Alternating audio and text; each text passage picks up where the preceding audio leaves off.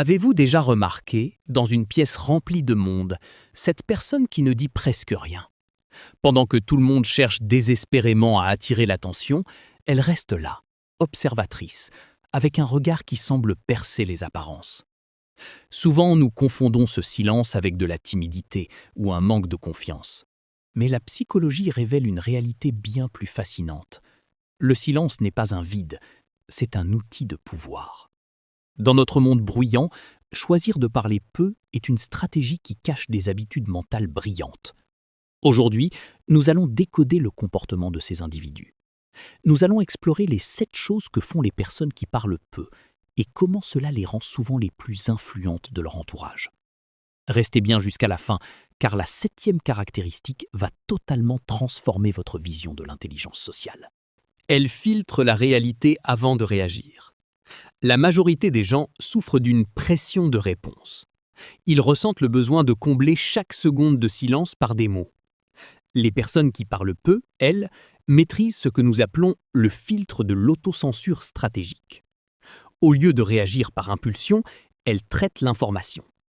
Pendant que l'autre parle, elles ne sont pas simplement en train d'attendre leur tour pour briller, elles analysent le ton, l'intention et le non-dit. Elles comprennent qu'une parole prononcée ne peut jamais être reprise.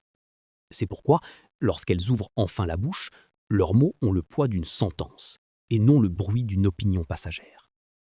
Elles dominent l'environnement précisément parce qu'elles ne sont pas esclaves de leur propre impulsivité. Elles lisent le langage non verbal avec précision. Pendant que la plupart des gens sont trop occupés à écouter leur propre voix, la personne silencieuse est occupée à lire votre corps. La psychologie nous enseigne qu'une fraction infime de notre communication est verbale. Ceux qui parlent peu sont des experts en micro-expression. Elles remarquent un regard fuyant, une tension dans les épaules ou un sourire qui n'atteint pas les yeux. Elles captent la vérité que les mots tentent de dissimuler. Ce super pouvoir d'observation leur permet de savoir exactement à qui elles ont affaire avant même d'avoir échangé un bonjour. Elles n'ont pas besoin de conversations infinies pour comprendre le caractère de quelqu'un, elles observent simplement les actions. Elles créent une aura de mystère et de valeur. Il existe une loi fondamentale en économie qui s'applique parfaitement aux interactions sociales, la loi de l'offre et de la demande.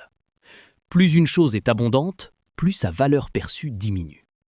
Les personnes qui parlent trop dévaluent leurs propres idées. À l'inverse, celles qui parlent peu utilisent le déclencheur de la rareté. Comme elles ne distribuent pas leurs opinions à tout bout de champ, chaque intervention est traitée comme une pépite précieuse. Le mystère attire. Le silence pousse les autres à vouloir s'approcher pour découvrir ce qui se cache dans cet esprit. Elles n'ont pas besoin de mendier de l'attention. Leur silence l'exige.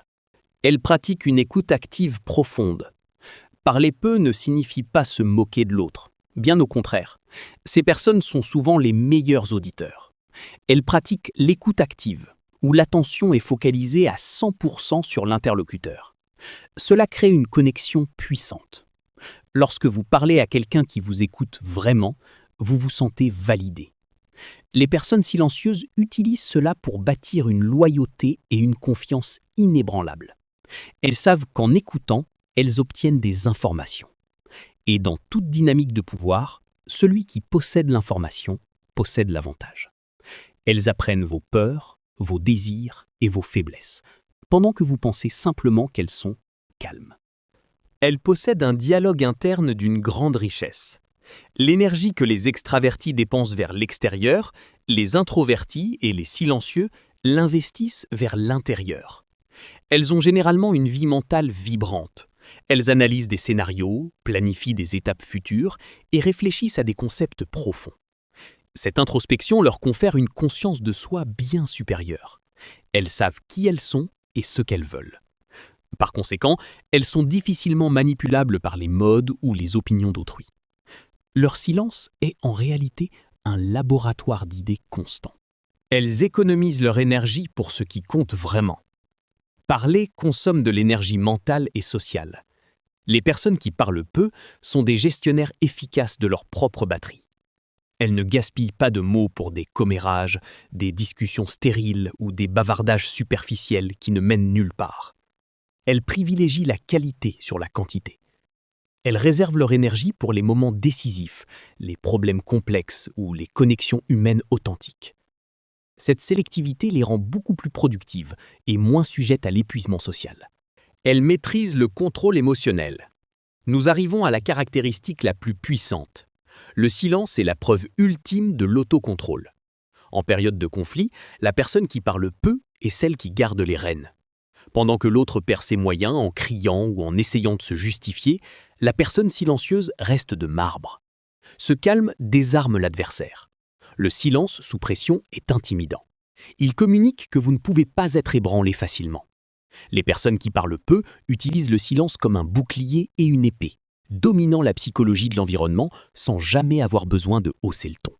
Le silence n'est pas une absence d'intelligence, c'est la présence d'une stratégie supérieure.